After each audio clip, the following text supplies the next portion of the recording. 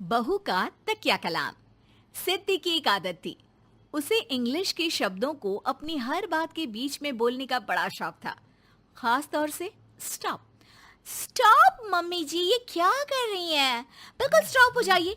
कितनी बार कहा है कि किचन में कुछ भी सामान इधर उधर करने से पहले पूछ लीजिए। अरे क्या स्टॉप स्टॉप करती रहती है।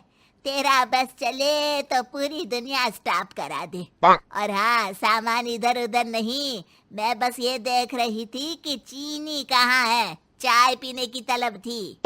स्टॉप मम्मी जी, अब ये मत बोलिए कि आपको ये भी नहीं पता कि किचन में चीनी कहाँ होती है। सास को सिद्धि की बात बिना सर पैर की लगती है। वो उससे बहस नहीं करना चाहती, सो वहां से निकल जाती है। सिद्धि कमरे में। स्टॉप, मैं कहती हूँ बिल्कुल स्टॉप। मैंने कहा बिल्कुल स्टॉप। नहीं करता स्टॉप बिल्कुल।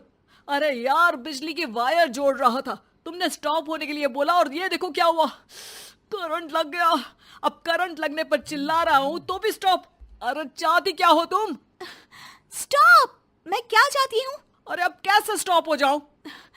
मेरा मतलब है स्टॉप स्टॉप। सिद्धि फिर चली जाती है सब्जी वाले के पास। भैया, वो बैंगन किलो और आलू 5 किलो। Stop stop. काफी देर होने के बाद भी सिद्धि को उसका सामान नहीं मिलता। क्या है भैया, कब से बोल रही हूँ आलू 5 किलो, बैंगन 2 किलो, फिर दे क्यों नहीं दे रहे हो? भैया स्टॉप। बहन जी, मैं तो 2 मिनट में तोल दूं, लेकिन आप ही तो बोल रही हैं स्टॉप। अब इतनी तो अंग्रेजी हम भी जानते हैं ना कि स्टॉप का मतलब होता है कि रुक जाओ, तो रुक गए भाई। अरे यार, क्या लोग हैं।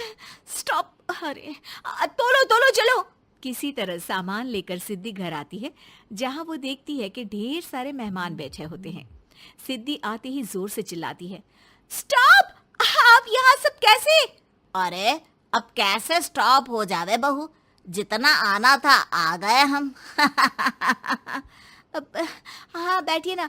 सासू माँ, आप बात करिए, मैं चाय बनाकर ला रही हूँ। सभी बात करने में लग जाते हैं कि तभी सिद्धि किचन से निकल कर आ जाती है। Stop stop. अरे क्या खाएंगे आप लोग? पकौड़ी बना दूं या चीला, या फिर इडली बना दूं? अरे जो मर्जी बना दो, बस ले आओ जल्दी से बहू, इन लोगों को निकलना है, कोई जरूरी बात करने आए हैं। अच्छा अच्छा स्टॉप।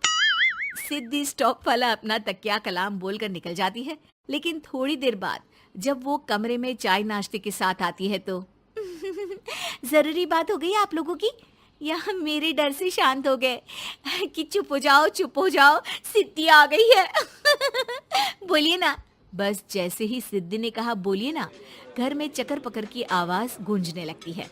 अरे तुम स्टॉप क्या बोल कर गई, सभी शांत हो गए, अब बात शुरू करेंगे। हाँ भाई, बहू तुम वो स्टॉप बोल कर गई तो हम लोगों को लगा कि शायद तुम भी सुनना चाहती हो कि हम लोग क्या बात कर रहे हैं। फिर जो मेहमानों की बात शुरू होती है वो घंटों बीत जाते हैं, चलती ही रहती है।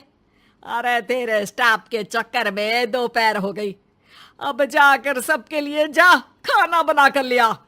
तभी स्टॉप नहीं बोला होता तो अब तक बात खत्म हो चुकी होती।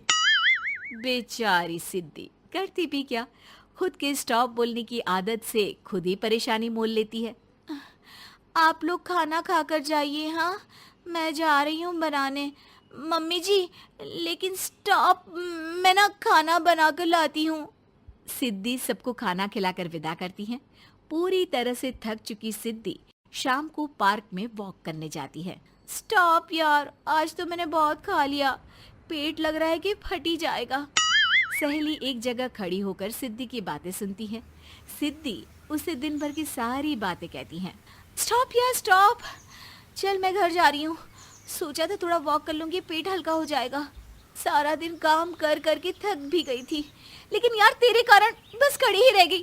वैसे तो पार्क करने क्या आई थी?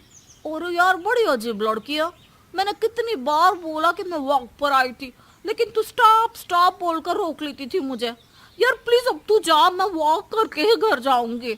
ओ यार, वो स्टॉप तो मेरा तकिया कलाम है। घर के सभी लोग सिद्धि के स्टॉप से परेशान थे। वे कभी उसके बोलने पर स्टॉप हो जाते तो मुसीबत आ जाती, कभी नहीं होते तो भी मुसीबत आ जाती। अरे मैं तो इस बहू के तकिया कलाम से परेशान हो गई हूँ। अरे कोई तो उसकी ये आदत हटाए। देखो माँ, ये जो आदत होती है ना, जब तक खुद की जान पर न बन जाए आदत छूटती नहीं। अरे उसकी जान पर बनाए उससे हमें क्या, हम लोगों के लिए तो ये परेशानी का कारण बनती ही जा रही है। उधर सिद्धि खुद सोचती है, अरे यार, पहले बाजार से देर, फिर दिन का सारा खाना, और फिर पार्क में मैं टहल भी नहीं पाई। क्या करूं? इस तकिया कलाम के कारण मैं खुद ही परेशानी झेल लेती हूँ। एक काम करती हूँ, आज से सोच समझ कर बोला करूंगी। बहू स्कूटी उठाती है और निकल जाती है, लेकिन जैसे ही वो बीच चौक पर पहुंचती है, स्कूटी फिसल जाती है और वो नीचे गिर जाती है। हाय रे, कोई तो बचाओ, किसने टक्कर मार दी मुझे? कितना दर्द हो रहा है, कोई तो डॉक्टर के पास लेकर चलो। स्टॉप। बस जैसे ही बहू स्टॉप बोलती है, सारे वहीं रुक जाते हैं। बड़ी घमंडी औरत है, एक तो हम बचा रहे हैं, ऊपर से देखो स्टॉप बोल रही है। स्टॉप? कोई नहीं है क्या इस पूरे शहर में? बहू अपने तकिया कलाम की रट लगा कर रखती है। स्टॉप कोई है, कोई स्टॉप। लोग उसकी मदद के लिए आगे तो आते हैं, लेकिन जैसे ही उसका तकिया कलाम सुनते हैं, वहां से निकल जाते हैं। तभी कहीं से उसका पति लौट रहा था। वो बीवी को रास्ते में पड़ा देख हैरान रह जाता है। अरे तुम यहाँ, कितनी चोट लगी है तुम्हें? पति आसपास खड़े लोगों पर गुस्सा हो जाता है। आप लोगों को दिखाई नहीं दे रहा कि मेरी बीवी को चोट लगी है? कोई भी नहीं है जो उसे उठाकर बिठा सके? अरे भाई साहब, कोई क्या मदद करे इस महिला की? और इतनी घमंडी है, जब भी इन्हें उठाने की कोशिश करो स्टॉप स्टॉप बोल देती है। स्टॉप! ये क्या बोल रहे हैं आप लोग? मैं पिछले आधे घंटे से दर्द सह रही हूँ। स्टॉप! पति समझ जाता है कि मामला क्या है। वो सर पर हाथ रख लेता है, लेकिन जल्दी ही बीवी को डॉक्टर के पास ले जाता है। ओह, इन्हें तो बहुत ज्यादा चोट लगी है। आप लोगों ने इन्हें लाने में कुछ ज्यादा ही देर कर दी है। रुकिए, मैं चेक करता हूँ। डॉक्टर जैसे ही बहू के पास पहुँचता है। हाँ तो मैम, कहाँ चोट लगी है आपको? यहाँ? स्टॉप! डॉक्टर देखते देखते अचानक रुक जाता है। अब भी स्टॉप? अरे नहीं नहीं डॉक्टर साहब, अब तो सपने में भी स्टॉप नहीं बोलूंगी।